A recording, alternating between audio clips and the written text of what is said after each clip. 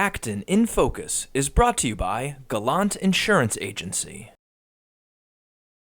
Welcome to Acton In Focus. I'm Vivian Kobusingye Birchall, your host, and with me today is a team from the Acton Water District, Mr. Chris Allen and Mr. Matt Mostoller.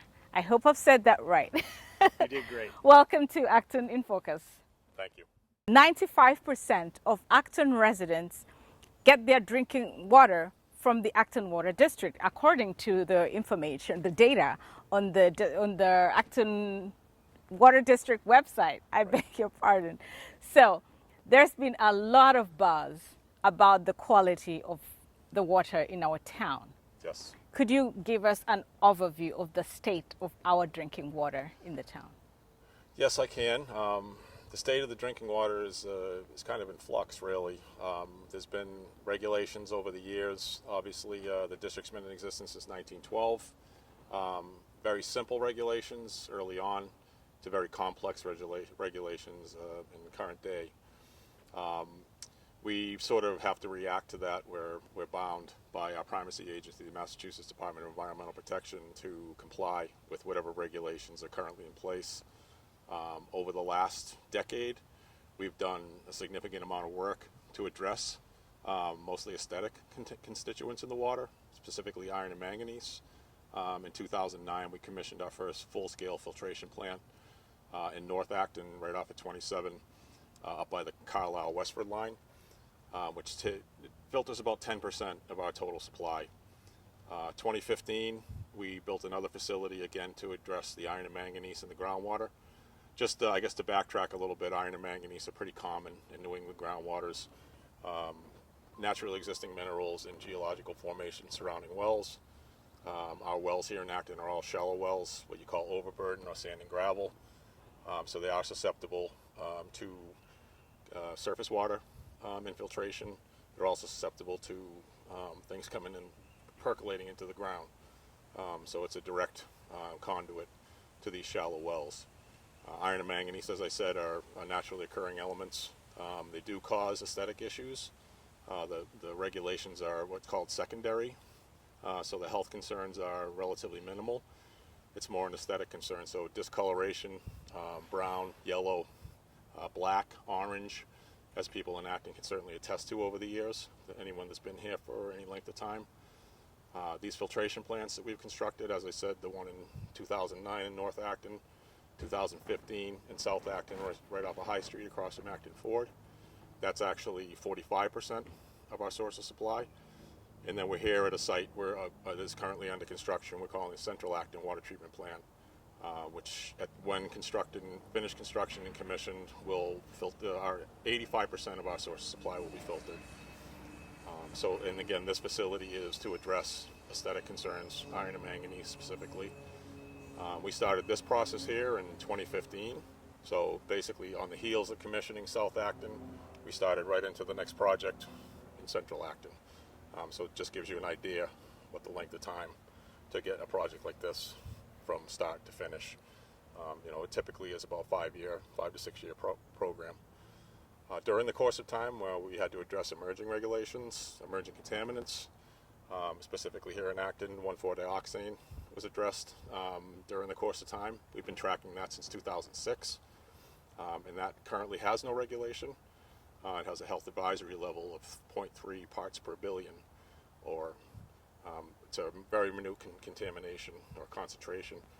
And then recently, per and polyfluoroalkyl substances have come on the radar screen. We started examining them here in 2015 under the Unregulated Contaminant Monitoring Rule 3, promulgated by the Environmental Protection Agency. We didn't find any instances of it based on what the technology and science allowed then. Current things have changed, so laboratory equipment has become more sensitive and detection levels have dropped significantly. So we are now finding impacts on all of our sources of supply with PFAS, call it. There are currently 6 regulated contaminants in the PFAS family. There are thousands of PFAS compounds. They're all man-made chemicals. You find them in moisture-resistant clothing, stain-resistant carpets, food packaging, Teflon cookware. So relatively widely used in the household. In the water supplies, we're dealing with a contamination level of 20 parts per trillion, so 3 decimal places less than the 1,4-dioxane. So we're now dealing with 9 decimal places, so we're very, very minute concentrations, and that's for the sum of 6 compounds of PFAS. So I know that lately has become one of the buzz items in town. Yes, which is one of the things that I was going to get into, Right. because, and before we even get there, much of what you've told us can go over our heads. Sure. Because we're not in that area. So could you please explain what are these PFAS? And yeah. Well, they're basically long and short chain compounds of carbon. So they're very strong bond. As I said, they're man-made and they don't naturally degrade. So there's no real natural attenuation or degradation. They're called forever chemicals for a reason, because they last forever. They don't break down in the environment. And even if you're implementing filtration technologies, you're basically just taking it out of the water and moving it to a different place. So if you implement, in our case, granular activated carbon is one of the current best available technologies for PFAS. We have a system in West Acton that is doing a great job on PFAS, but now you're concentrating PFAS on that carbon. And now that carbon has to be taken out and destroyed, basically. So you're talking about, putting in airborne PFAS, which essentially can come back to the earth. There's speculation out there now that there's 5 parts per trillion background in rainwater, which would stand to reason. You consider, all the PFAS that's in the environment. There's some conduit from the sky that's bringing the PFAS back to the earth, and then subsequently, putting it back into water supplies and aquifers and streams and rivers and surface water bodies. As I said before, the contamination currently the regulated level is 20 parts per trillion. So we're dealing with that in some sources that are greater than 20. We're also seeing fluctuating levels based on things that we're not real sure about at this point, whether it's seasonal. A lot of the systems that are dealing with this in the state, because everybody's in this boat currently, have a point source, a firefighting academy, as these materials were used in firefighting foam historically, in an airport where fires were extinguished with firefighting foam, or a military installation who also uses firefighting foam for extinguishing what are called Class D fires. So we don't have that in Acton. We have impacts that we're unaware of what the source is. They may be multiple point sources because of the pervasiveness and the just widespread use of these compounds in so many different industries. There could be contamination coming from various points. Yeah. So we've not done that. We haven't backtracked into our sources and found out or tried to find out where the contamination is coming from. We have some theories, but they're currently unproven. Earlier you mentioned that some of the PFAS is caused by things we use in our households. Are there, I know you don't have the exact sources but of the contamination in our town, but are there things that you could tell us about that have potential PFAS in levels? I'll let Matt answer that question. Yeah. Yeah, so many consumer products that we use, cookware in our homes, pots, pans that are non-stick, clothing, anything that's wrinkle resistant, stain resistant, water repellent. Gore-Tex historically is a brand name, has been something that has been tied directly to PFAS contamination. Teflon products, things that we might use on our homes and gardens, insecticides, herbicides, things of that nature. Certain fertilizer products also contain PFAS, especially if they're derived from wastewater residuals that then get processed into fertilizer products. That can be a great source of PFAS.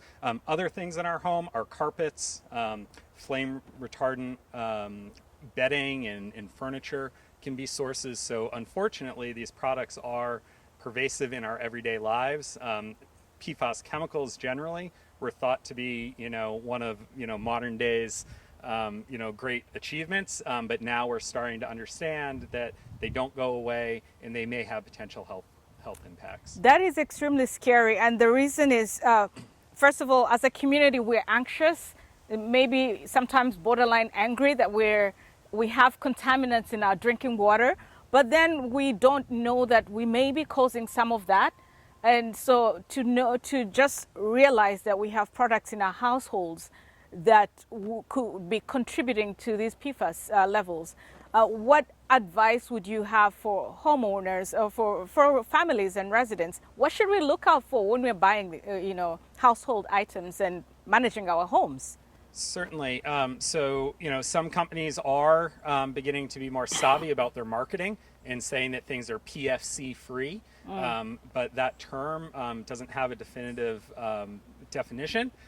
So one company is saying PFC free may mean something that a different company is saying PFC free.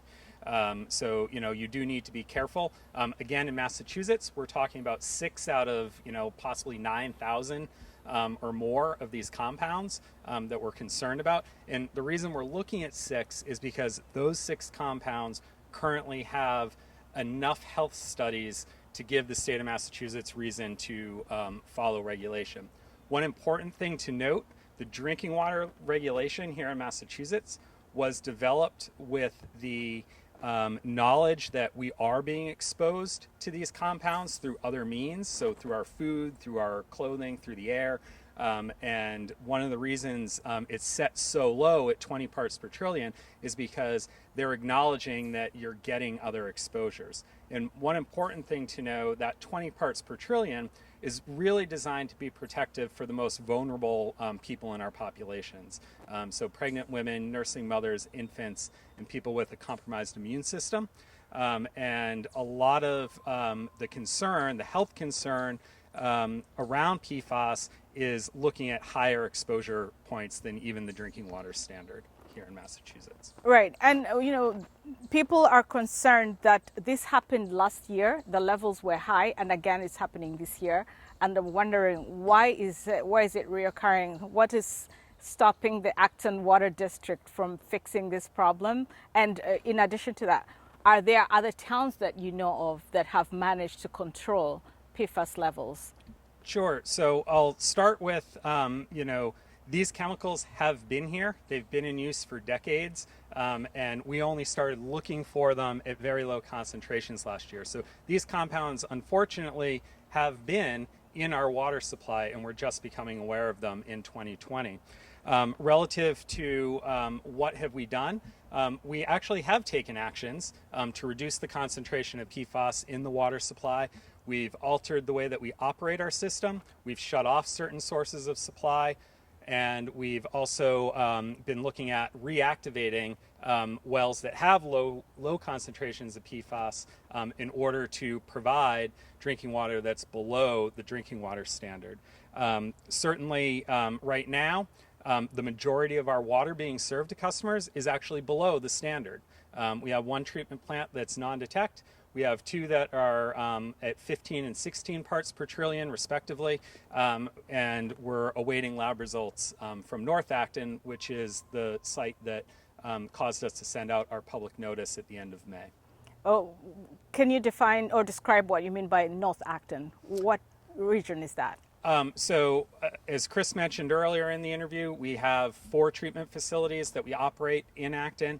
Our North Acton plant is at the town line of Carlisle and Westford, and it serves about 10%. It produces about 10% of our water supply.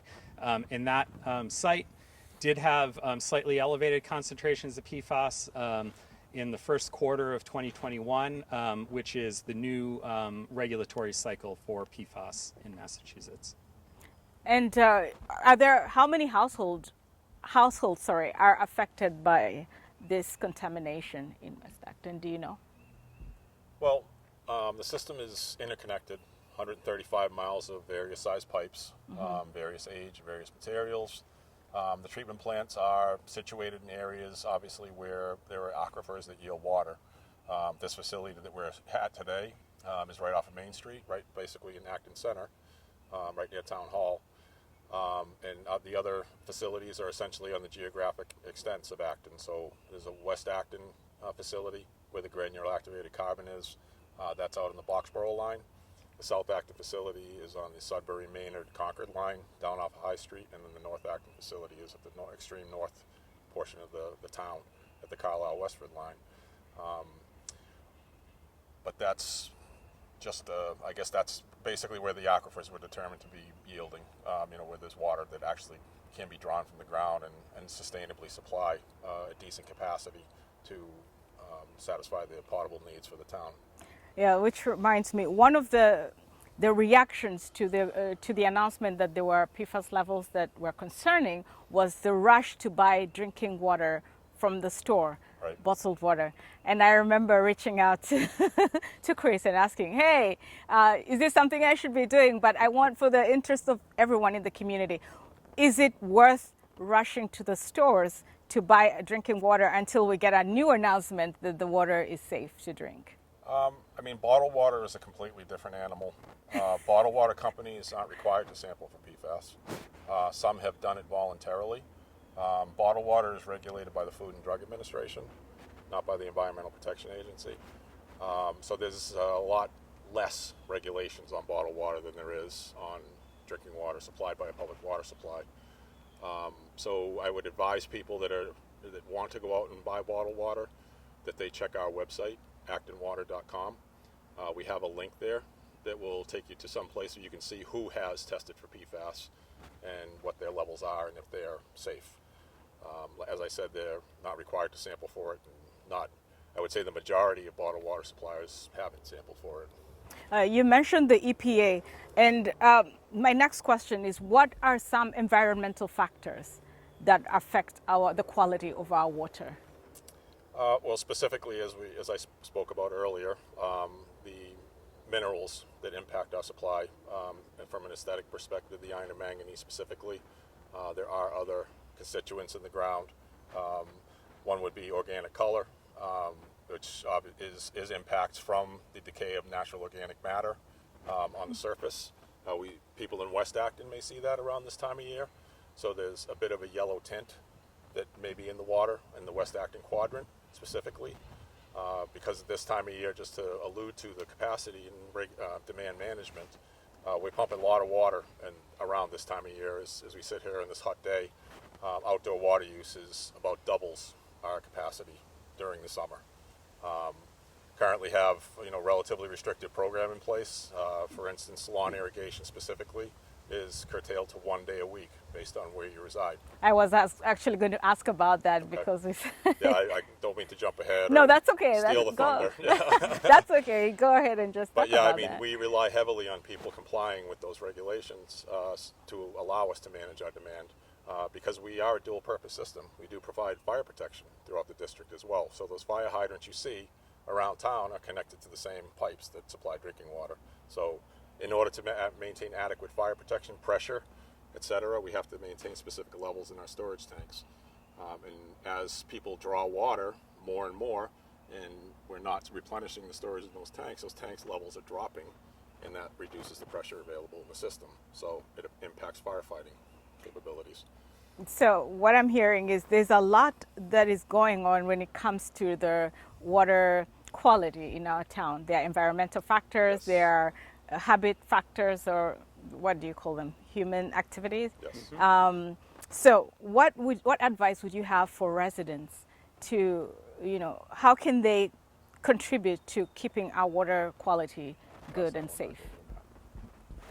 Sure. So, first and foremost, people can support groundwater protection initiatives in the town, whether that's through purchasing land to be preserved in its natural state, or, working to ensure that regulations that the planning board and the Board of Health and other town departments have look at the impact to groundwater, because again, we do rely 100% on groundwater. So that's one thing that residents can do, is be supportive of groundwater protection initiatives. At home, things that people can do, first and foremost, don't use your drain, whether that's your toilet or your sink, as a trash can. All wastewater in Acton does get recharged to the ground, whether that's through the town sewer system or through a septic system. All water that leaves your home is being returned to the environment in Acton, And if you dump chemicals or other constituents down that could come back and impact the groundwater quality. So that's probably the number one most important thing that residents can do. And just to reiterate what Chris said, observing our outdoor water use restrictions can really help, provide better quality water, ensuring the fire protection, and just being mindful of your water use. There's a lot of homes in Acton that have inefficient fixtures and appliances, and that can really unnecessarily put a strain on the water system. So upgrading those fixtures and appliances, which the district will offer financial incentive to do, can also help with both the quantity and quality of the drinking water here in town.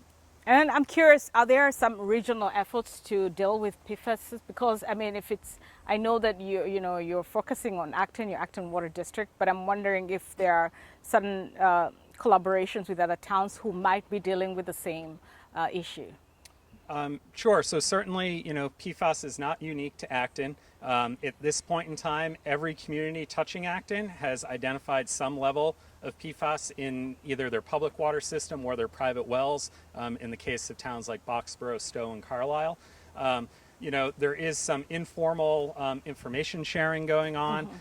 There are water suppliers that throughout the state that are talking to each other about best practices and the challenges that they're finding in identifying treatment technologies or in testing technologies.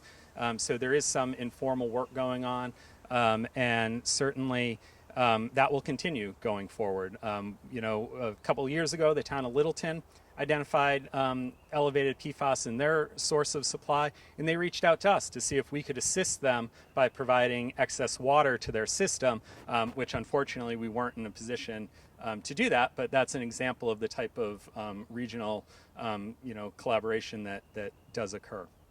All right, and is there some light at the end of the tunnel for residents who might be really concerned about, water, especially drinking water? I'm a person who drinks from the tap, so, and I live in North Acton, so I don't know how impacted we are, but just some glimmer of hope for our residents. Do you have any?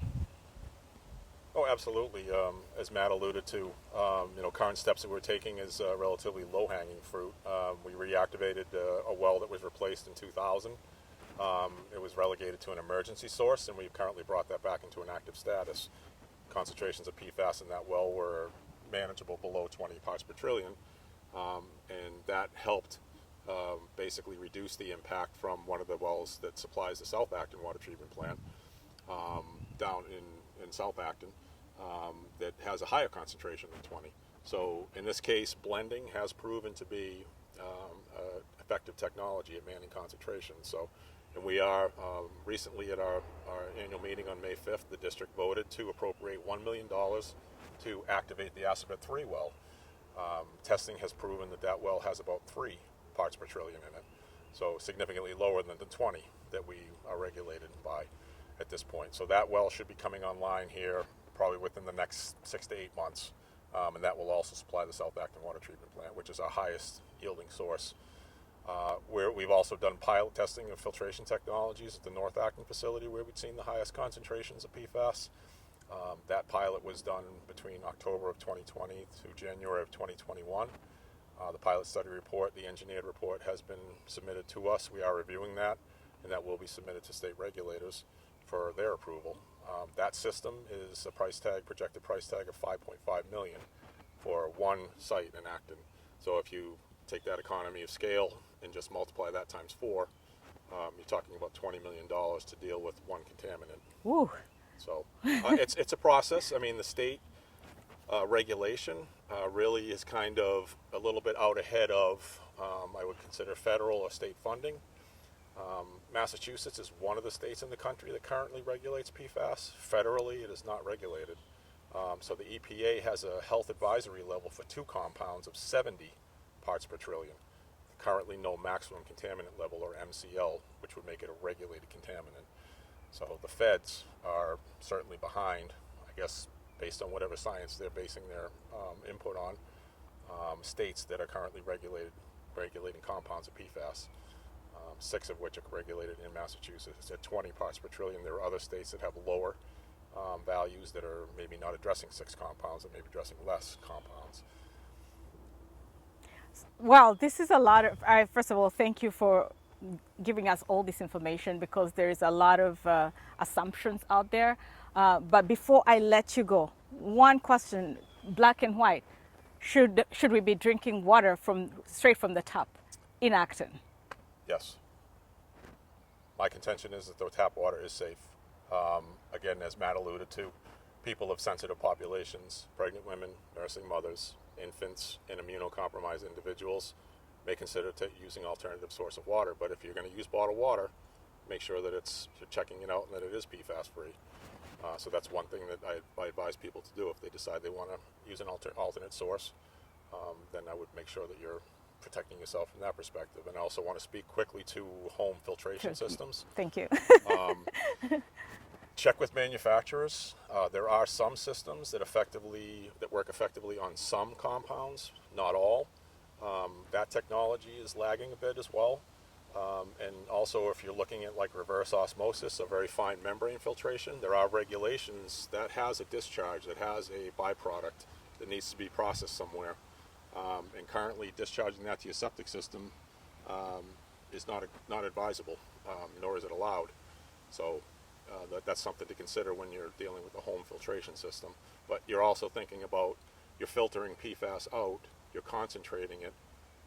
What's done with that byproduct? Oh, wow. So if you're discharging it back to the environment, you're basically just reintroducing it to the aquifer. Oh my goodness. So there's a lot to consume here, a lot to understand, a lot to, Right. We have, I think, to change some behaviors and habits. But I appreciate the time you've taken to try and Absolutely. explain this. Is there any final word, something we haven't covered that you would like our residents to be aware of? I would just try and instill confidence in people that we're not resting on our laurels. Be confident the Acton Water District is doing all we possibly can to address PFAS and everything else. As I said, in the last decade, this facility we're here at today on site is our 3rd in 10 years. So there's been a lot of capital improvement and a lot of investment, in excess of $30 million of investment in our drinking water here in Acton. Obviously, over the years, things like PFAS come along and they sort of redirect our attention and priorities. But rest assured that we're doing all we can to address it. It's certainly something we deal with every day. The professionals of the district, Matt, and our staff, administrative and operations, are very passionate about this industry. And we're all very committed to supplying the best drinking water we possibly can to the district, to the citizens of Acton. So that's what I would leave you with. Well, I have one final word, if I can. Yes. We've talked a lot about PFAS during this interview. I do just want to reiterate to people that we do maintain a specific website, www.actonwater.com/PFAS, where we have a lot of resources for the community. We also provide our most recent water quality data associated with PFAS. So I would encourage folks that are viewing this, certainly go to that website, get your information from the district, as opposed to relying on either the media or social media to provide you that information on PFAS. unless the social media is ActonTV presenting you an interview of the quality of our water from the experts. Absolutely. Certainly not all media and social media is created the same. So thank you for that, Vivian. I certainly appreciate it. I'd like to welcome you here to the construction site where will be the site of our Central Acton Water Treatment Plant, currently under construction. This wellhead behind me here is one of the 5 wells of the Conant 2 source that will supply this facility. The other well, Conant 1, is about a mile away as the crow flies, down Main Street. It's probably, most people may know it as a white cinder block building that sits on right beside Main Street, just before you find the intersection of Route 2A and 27. So that facility will also pump water to this treatment plant. Prior to this, these 2 facilities pump water directly into the distribution system with no filtration. So there are levels of iron and manganese that exist in these. as we say, the naturally occurring minerals and the geologic formation surrounding these wells, which cause aesthetic issues, stain laundry, stain plumbing fixtures, and make water just unpleasurable to people. So this facility is specifically designed for that purpose, to remove iron and manganese from the groundwater. So heading up to the filtration plant, capacity of this facility is 1 million gallons per day, currently under construction. As we move toward the building, you'll notice off to the left the existing Conant 2 pump station, which was previously in service, currently has been removed from service. The reason of this being that we have some constriction in our supply currently because of the fact that this well has been removed from service for construction purposes. So it'll be repurposed to feed this filtration facility to have the iron and manganese removed from the water prior to entry to the distribution system. This facility broke ground last year, is being funded through the state of Massachusetts State Revolving Fund through the Clean Water Trust at a very low interest loan. The overall price tag on this facility is $12.4 million, and that's inclusive of some pipe work out on Main Street to get the Conant 1 water here to this treatment plant. This treatment plant uses media technology, or Green Sand Plus, which is an adsorptive media. You oxidize the iron and manganese to make it precipitate so that you actually make a particle that can be filtered out, because most of those minerals are in dissolved state in the water. So it reacts with the hypochlorite, sodium hypochlorite, or basically strong household bleach, which we also use for disinfection in the system to mitigate microbial activity, used as an oxidant at this facility to cause iron and manganese to form an iron oxide manganese oxide particle so that it can be filtered out by the media. The other two treatment plants in Acton use membrane technology, which is basically just a physical barrier. So it's one wall on a microscopic scale that will cause the iron and manganese particle to be filtered out, blocked, and rejected, while the clean water moves through the filtration media. Here at this facility, again, Green Sand Plus, South Acton Water Treatment Plant, microfiltration. The North Acton plant uses a technology called ultrafiltration.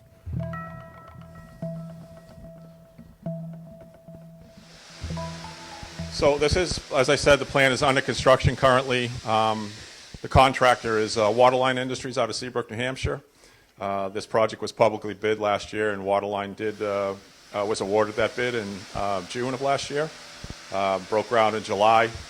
Plan is to have this plant commissioned this fall, so September, October timeframe. This plant will be up and running, permitted, and filtering water, sending it to the system. Over the course of the last couple of years, we've also started exploring bedrock in this area. So we're looking at the potential permitting of 2 bedrock wells. So these wells are not typical for the Acton Water District. These wells are 600 feet deep versus up to about 100 feet deep. So we're dealing with a different type of water in the aquifer in the bedrock source. So we're hoping that this facility will ultimately filter water from that supply as well, but that has to go through state permitting. We'll be filing an application to the state to permit those sources imminently. We hope sooner rather than later to kind of keep pace with this facility. These sources here, the Conant 1 and 2 source, have shown PFAS impacts. We are managing those, as we spoke about in the interview, operationally. This facility, with the 2 Conant sources and the bedrock sources blended, the hope is that the water coming out of this facility will be less than the regulated limit of 20 parts per trillion. Excellent. So what is this? So this is the main filter gallery. These 9-foot diameter vessels you see will contain the green sand media. Typically when up and running, 2 of these filters will be in service and 1 will be in standby. So this facility, as I said, has a 1 million gallon per day capacity, and we'll be filtering the supply from 3 separate sources. So the Conant 1, Conant 2 well, and then the bedrock source, hopefully, here in the future. We're going to be significantly relying on this plant, obviously, for clean water supply as we continue to contend with the impacts of PFAS and have to keep sources offline. This facility, we're hoping, is going to be a kind of cornerstone for the district and the supply of water to the town of Acton.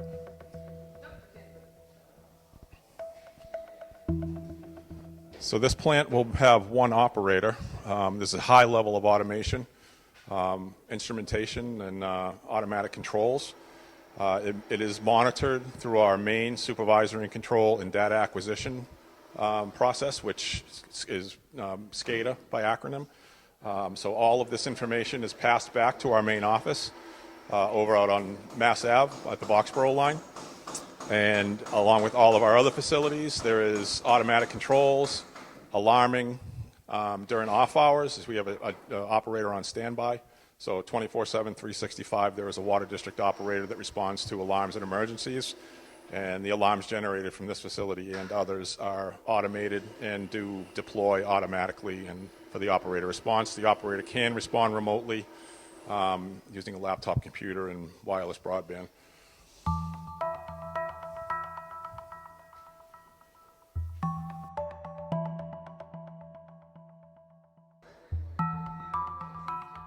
So here we are outside of the Central Acton Water Treatment Plant, and you'll notice a large stainless steel tower next to me. This is called a packed aeration tower, and what this does is it removes any potential volatile organic compounds, so any gas, oil, or chlorinated solvents from the water. We pump water to the top of the tower and let it trickle down while we blow air up from the bottom. And that strips off any of these contaminants of concern.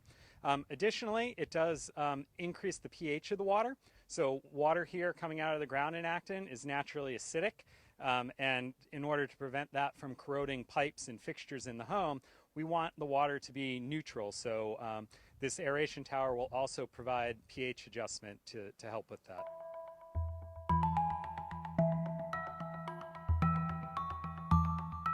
Thank you, Matt. Thank you, Chris. And thanks to everyone watching us. Thank you for watching Acton in Focus. Till next time.